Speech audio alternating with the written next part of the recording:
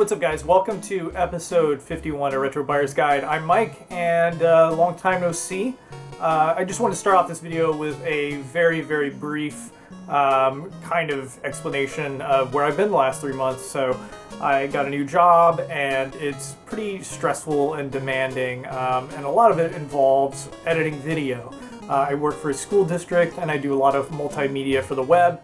And so when I edit videos for 8 hours all day, the last thing I want to do is come home and edit more videos.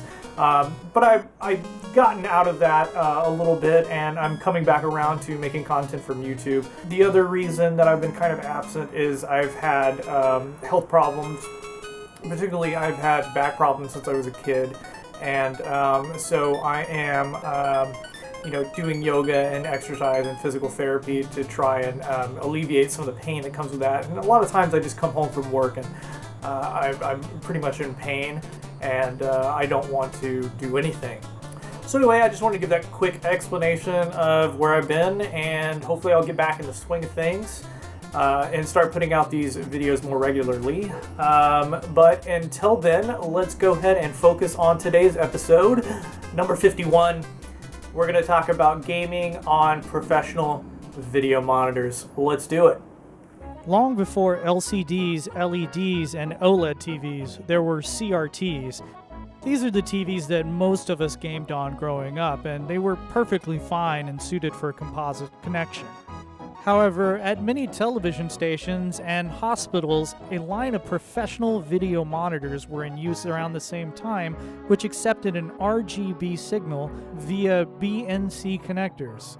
These professional video monitors were built very sturdily. They were meant to be left on for 24 hours a day, and they feature very sharp pictures and customization options.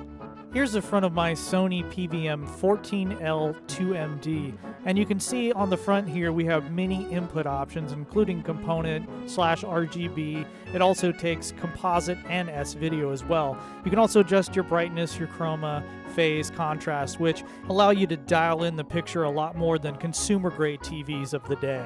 Now, the back of the TV here might be a little overwhelming if you've never hooked up or used a professional video monitor before, starting with this weird connector type, BNC. Now, here is a BNC to RCA connector, and because this PVM accepts component signals, I am able to just plug in the blue, red, and green ends into these connectors, which then plug into the back of the PVM. Now, your setup might be completely different. You don't have to go through a SCART2 component converter box.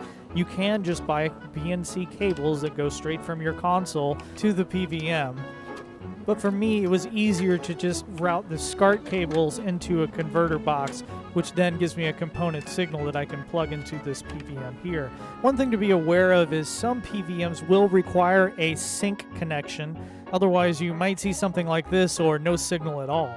In most cases, you're safe with a sync over composite video cable, but some might require a C-Sync cable. If you're in doubt, one of the best resources for this is retrorgb.com. There's a wealth of information about sync as well as upscalers and using SCART and RGB on PVMs. This is my SCART2 component video converter. It is the ShinyBow SB2840, and one reason I really like it is because it also has separate audio outputs, which a lot of the cheaper converters you can buy on Amazon and eBay do not. Finally, let's check out some footage of my PVM in action. Now, I really truly believe that this video is not going to get across to you how great the picture is on a PVM. It's truly something that you have to see in person to really appreciate, but I was absolutely floored the first time I saw a PVM in action.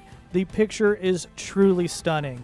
Crisp, sharp pixels, excellent detail, none of that blurry sort of smeared look that you get with composite video. And if you're a fan of scan lines, the scan lines on PVMs are glorious. This is truly one of the nicest ways to play retro games in the modern day era. But there are a lot of downsides to PVMs.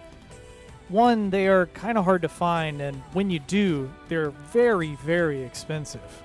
Especially if you want one that's a good size.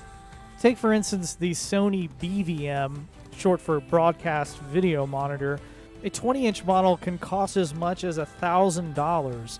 If you can't find one locally and you have to have it shipped, they're pretty heavy and that extra shipping can add up quick. My 14-inch PVM I found online on Craigslist and it cost me about $150. So I recommend checking locally on Craigslist, or maybe see if there's a recycle place in town that you might even be able to score one for free.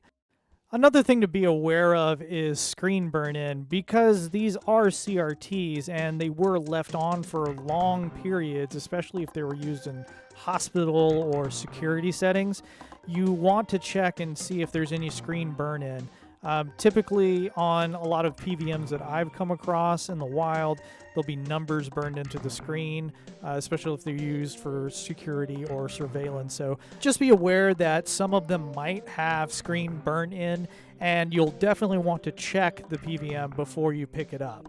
Before I actually picked up my 14-inch, I picked up this 8-inch PVM here at a recycler in town that I was able to score for about $50, which is a pretty decent deal. And the picture on it is fantastic. It's just gaming on an 8-inch PVM is not the greatest setup in the world. It's pretty tiny. But it wasn't long after that I came across this.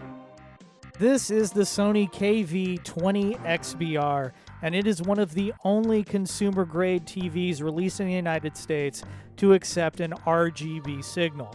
Of course, it did so through a proprietary connector, this PX34 here in the original instruction manual, which I did not have access to. I actually picked this TV up about a year ago for $6 at a thrift store, but because I didn't have the plug to feed an RGB signal into it, it just kind of hung around. Everything changed when I actually saw a listing for the PX34 cable on eBay, and then I contacted Retro Console Accessories and asked her if she could make me a custom cable with a SCART female connector on the other end. I promptly bought the cable on eBay and then mailed it straight to Retro Console Accessories, and about a month later, I got my custom cable. And here it is, the KV-20XBR in all its glory. It's 20 inches and it's part of the Trinitron series, and here I am turning on the Sega CD to the boot screen. The colors are fantastic, the scan lines are glorious. This is an amazing TV and score for $6, and I'm so happy. This is the TV that I do all of my retro gaming on now. Thanks so much for watching, guys. I hope you learned a little bit about PVMs through my journey and picking up a couple of different models and ultimately ending up with a TV that accepted RGB. But anyway, thanks again for the support, and I appreciate all the likes and subscribes. Take care, and I'll be back with a new video soon.